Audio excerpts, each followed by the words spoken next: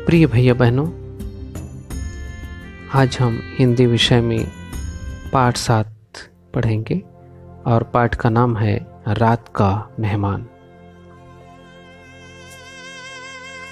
सन 1920 ईस्वी के शांति आंदोलन के बाद भारतीय क्रांतिकारियों ने 9 अगस्त 1925 की रात को पहला धमाका किया।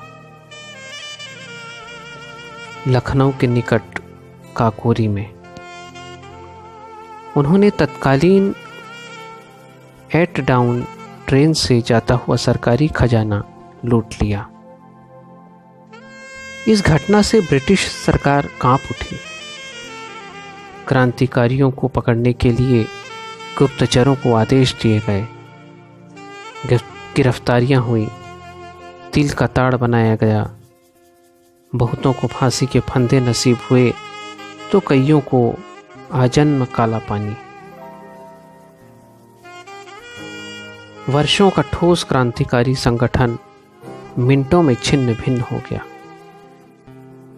एक के बाद दूसरा क्रांतिकारी ब्रिटिश गुप्तचर विभाग की नज़रों का शिकार होता ही गया, किंतु उनके सेनापति चंद्रशेखर आज़ाद फरारी की हालत में भी ब्रिटिश सत्ता से डटकर लोहा ले रहे थे। उन्हीं दिनों की बात है। फरवरी सन 1930 का प्रथम सप्ताह। जाड़ा अपने अंतिम जोश में था। बारिश तेज थी। रात 10 बजे लखनऊ चारबाग स्टेशन पर यात्रियों से अधिक तो पुलिस वाले ही थे, लेकिन 4-6 वर्दीधारी ही दिखाई दे रहे थे। बाकी सब सादे लिबास में थे। ठीक 10:15 बजे देहरादून एक्सप्रेस प्लेटफॉर्म नंबर 1 पर आकर रुकी। मुखबिर ने सूचना दी थी कि आज़ाद इसी गाड़ी से बनारस जाएंगे। उन्हें बीच में ही धर दबोचने के इरादे से पुलिस वालों ने गाड़ी का एक-एक डिब्बा छान मारा, लेकिन चंद्रशेखर आज़ाद का पता न चला। गाड़ी छूटने से थोड़ी देर पहले एक गुप्तचर दौड़ता हुआ पुलिस अफसर के पास आया और हाँफते हुए बोला कि आज़ाद तो एक साहब बहादुर के वेश में बाहर निकल गए। इंस्पेक्टर के चौंकने पर उसने गेट से लाया प्रथम श्रेणी का एक टिकट भी उनके आगे बढ़ा दिया, जो देहरादून से बनारस तक का था। पुलिस को चकमा देने के इरादे से आज़ाद बीच में उतर पड़े थे। टिकट के पीछे लिखा था, मुझे जीवित पकड़ना असंभव है, आज़ाद। अब तो अफसर को काटो तो खून नहीं। फौरन सबको इकट्ठा करके आज़ाद का पीछा करने की ठानी। हाथ में अटैची लिए आज़ाद खरामा खरामा चलकर लाटूश रोड पर आए। तभी उन्होंने पीछे मुड़कर देखा, पुलिस के कुछ जवान दौड़ते हुए उसी ओर आ रहे थे। बांस मंडी चौराहे से वे तुरंत लाल कुएं की ओर मुड़े। चलने की रफ्तार और तेज कर दी। फिर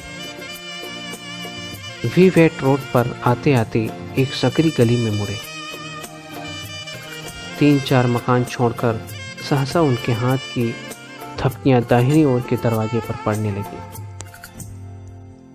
क्षण भर में एक बुढ़िया ने कुंडली खोलते हुए पूछा, कौन? बहुत भीग गया हूं, बारिश थमने तक शरण चाहता हूं। टिमटिमाते हुए दिए की रोशनी आज़ाद के चेहरे पर पड़ी। अंदर आ जाओ बेटा, कहकर बुढ़िया ने दरवाजा खोल दिया। मकान में दाखिल होते ही आज़ाद ने झट कुंडी बंद कर दी। फिर आंगन पार करके दोनों अंदर आए। तख्त पर बैठने का इशारा करके बुढ़िया ने दिया वहीं दीवट पर रख दिया और कमरे से धोती निकाली। धोती जनानी थी। देखते ही उन्हें हंसी आ गई। बिटिया की है, घर में कोई मर्द तो है नहीं, बुढ़िया ने कहा। आज़ाद चुप रहे। केवल तौलिया ही इस्तेमाल में लाए। क्या नाम है तुम्हारा? बुढ़िया ने बड़े स्नेह से पूछा। जीवन में कभी झूठ तो बोला नहीं और सच बोलने की इस समय इच्छा नहीं है, आज़ाद बोले। क्यों? सच बोलने में क्या डर है? जो भी हो सच कहो। चंद्रशेखर आज़ाद, आज़ाद ने कहा। जो फरार है वही आज़ाद, जिसकी जिंदा या मुर्दा गिरफ्तारी के लिए सरकार ने 15,000 रुपयों का इनाम घोषित किया है। बुढ़िया चौंकी। जी वही। तुम्हारा अपराध? देशभक्ति। मैं किसी भारतीय को रोटी, कपड़ा और मकान के लिए दर दर भटकते नहीं देख सकता। अंग्रेजी शासन अब सहन नहीं होता। भारत माँ के पैरों में पड़ी बेड़ियों को तोड़ने का संकल्प लिया है मैंने। बस यही अपराध है मेरा, आज़ाद आवेश में कहते गए। धन्य है तुम्हारा संकल्प, धन्य है वह माँ जिसकी कोख ने ऐसा लाल जन्मा। तुम्हारे दर्शन पाकर मैं धन्य हुई। आज़ाद ने बुढ़िया को उस टिमटिमाते हुए दिए की रोशनी में गौर से देखा। उसकी आयु 50 से ऊपर की होगी। उसके तेजस्वी मुख और निश्चल नेत्रों से लगा कि वह किसी कुलीन परिवार की पढ़ी लिखी निर्धन महिला है। तभी अचानक बुढ़िया को खांसी का दौरा उठा। ऊपर कमरे में से निकलकर कोई तेजी से जीने की ओर लपका। आज़ाद वहीं कोने में छिप गए। वह बुढ़िया की इकलौती बेटी कल्पना थी। ऊपर कमरे में बैठी पढ़ रही थी। माँ को उठा दौरा सुनकर तुरंत भागी भागी नीचे आई और उनकी पीठ सहलाने लगी। फिर कटोरी में 2 घूंट पानी पीने को दिया। स्वस्थ होकर बुढ़िया भौचक्की सी इधर उधर देखने लगी। लड़की सहम गई। पूछा, क्या है माँ, किसे देख रही हो? वह कहाँ गया जो अभी मुझसे बातें कर रहा था? कल्पना ने आज़ाद की ओर देखा और माँ से पूछा, ये कौन है माँ? रात का मेहमान, बड़ा योग्य और समझदार व्यक्ति है। योग्य और समझदार हूँ, तभी तो सारे दिन से भूखा हूँ, आज़ाद ने सहज भाव से कहा। अरे बेटी, मैं तो भूल ही गई, इन्हें कुछ खिलाओ पिलाओ, बुढ़िया ने कहा। एक साफ सुथरी कांसे की थाली में पराठे और दही भूरा लेकर कल्पना आई और उसे वहीं तिपाई पर रख दिया। हाथ धोकर आज़ाद खाने बैठे तो एक एक पराठे के 2-2 कौर बनाकर खाने लगे। कल्पना को हंसी आ गई। भूख में ऐसा ही होता है। तुम कभी भूखी रही हो? आज़ाद ने पूछा। हमारे लिए भूखे रहना कोई नई बात नहीं है। वैसे आधे पेट तो अक्सर ही रहते हैं। फिर भी रात 12-12 बजे तक पढ़ना? हाँ, परीक्षा निकट है।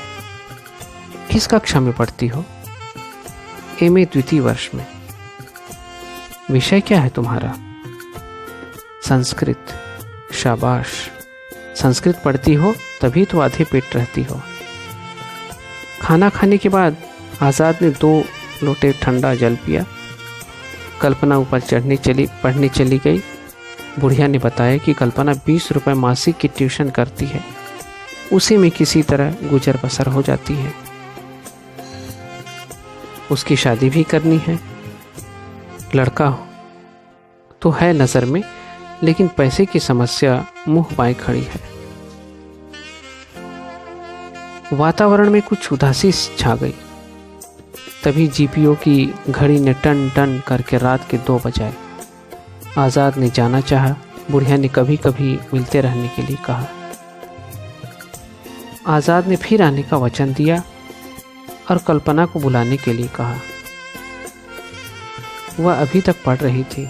माँ की आवाज़ सुनकर वह तुरंत नीचे आई और बोली, बाणभट्ट की कादम्बरी पढ़ रही थी, बड़ी कठिन रचना है। संसार में कोई काम कठिन नहीं, मन लगाकर पढ़ो और प्रथम श्रेणी लाओ, यही मेरा आशीर्वाद है, आज़ाद ने कहा। आप सबके आशीर्वाद से प्रथम तो सदा आई हूँ, इस बार भी आ सकती हूँ। अच्छा, तो ये लो अपने प्रथम आने का इनाम, कहकर आज़ाद ने ब्रीफ केस कल्पना के हाथ में थमा दिया और वे बुढ़िया को प्रणाम कर तुरंत वहाँ से चल दिए। कल्पना ने ब्रीफ केस खोला, उसमें भरे थे सैकड़ों रुपए के नोट, शायद कल्पना के विवाह के लिए। रुपये लेकर वृद्धा दरवाजे की ओर झपटी। आज़ाद जा चुके थे। बारिश ने और भी भयंकर रूप धारण कर लिया था। अंधेरे में ताकती वृद्धा न जाने क्या सोच रही थी। तो ऐसे थे चंद्रशेखर आज़ाद। क्रांतिवीर चंद्रशेखर आज़ाद का जन्म मध्य प्रदेश के झाबुआ जिले के भाभरा नामक गांव में हुआ था। उनके पिताजी एक बहुत साधारण सा काम करते थे। चंद्रशेखर की प्रारंभिक शिक्षा भाभरा में ही हुई। आगे की शिक्षा के लिए वे वाराणसी अर्थात बनारस गए। वहाँ वे स्वतंत्रता आंदोलन में भाग लेने लगे। एक बार किसी सत्याग्रह में वे पकड़ लिए गए।